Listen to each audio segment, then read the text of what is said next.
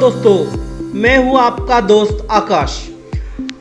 आज एक महत्वपूर्ण टॉपिक पर हम बात करने वाले हैं। दोस्तों, वैसे दुनिया में बहुत सारे ऑर्गेनाइजेशन है, उन्हीं में से आज एक ऑर्गेनाइजेशन के बारे में हम बात करने वाले हैं। तो दोस्तों, आज गेट इस ऑर्गेनाइजेशन के बारे में हम बात करने वाले हैं। गेट का मतलब general agreement on tariff and trade. इसकी स्थापना द्वितीय विश्व युद्ध के पश्चात अंतर्राष्ट्रीय व्यापार के ढांचे में सुधार एवं क्रियाशील कार्यप्रणाली तैयार करने हेतु की गई थी। संयुक्त राष्ट्र संघ ने सन 1947 में व्यापार एवं रोजगार के पक्ष एक फैसला लिया। इस फैसले के अनुसार हवाना यानी क्यूबा में अंतर्राष्ट्रीय व्यापार संगठन यानी ITO की स्थापना की गई। इस संगठन के शुरुआत में 23 देशों ने संस्थापक देशों के रूप में हस्ताक्षर करके सदस्यता हासिल की। सन 1948 से ITO को ही गेट के नाम से जाने जाने लगा। 30 अक्टूबर 1947 को जेनेवा स्विट्जरलैंड में 23 देशों द्वारा सीमा शुल्क के संबंधित एक समझौते पर हस्ताक्षर किए गए, जिसे प्रशुल्क एवं व्यापार पर सामान्य समझौता यानी गेट का अंग्रेजी full form general agreement of tariff and trade होती है और इसे हिंदी में टैरिफ और व्यापार पर सामान्य समझौता कहते हैं।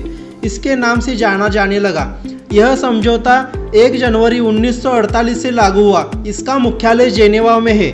1 जनवरी 1995 को इसका स्थान विश्व व्यापार संगठन यानी WTO ने ले लिया और 12 दिसंबर 1995 को इसका अस्तित्व समाप्त कर दिया।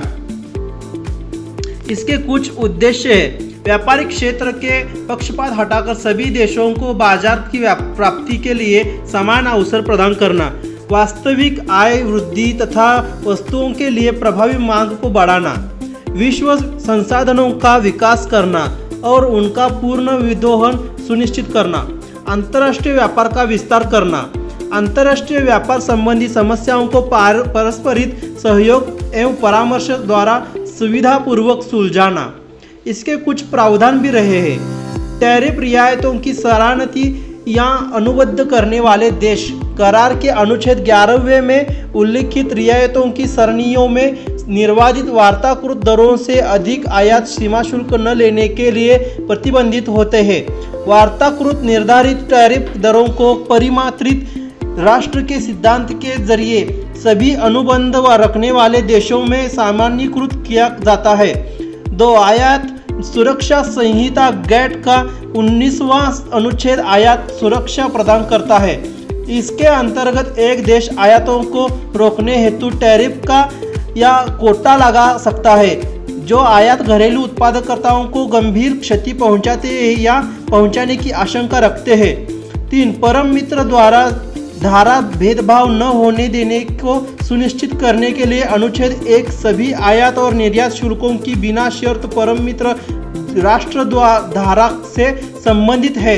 इस प्रकार परम मित्र राष्ट्र का नियम एक देश द्वारा दूसरे देश के लिए दी गई टैरिफ अधिमान व्यापार संबंध रखने वाले अन्य सभी देशों पर लागू होते हैं। 4 मात्रात्मक प्रतिबंधों का सामान्य उन्मूलन करार का 11वां अनुच्छेद व्यापार के मात्रात्मक व्यापार प्रतिबंधों पर रोक लगाता है।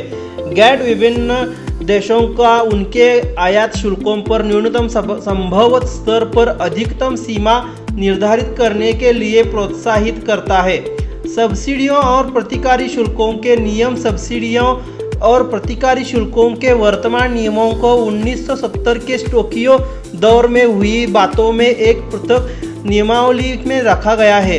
वर्तमान नियमों के अंतर्गत विकासशील देशों को छोड़कर निर्मित वस्तुओं के निर्यात शुल्कों पर प्रतिबंध लगा दिया गया है।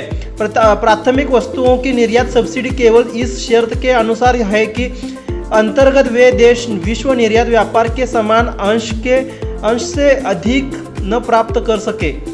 6 झगड़ों का निपटान मौजूदा गेट झगड़ा निपटान प्रक्रियाओं के अंतर्गत उन कार्यवाहियों के विरुद्ध शिकायत की जा सकती है जिनमें नियमों का उल्लंघन किया गया सामान्य करार के उद्देश्यों में रुकावट उत्पन्न हुई है। Thanks for watching. दोस्तों, ऐसे और जानकारी भरे वीडियो देखने के लिए चैनल को सब्सक्राइब करो, बेल आइकन को प्रेस करो, लाइक करो और शेयर करो।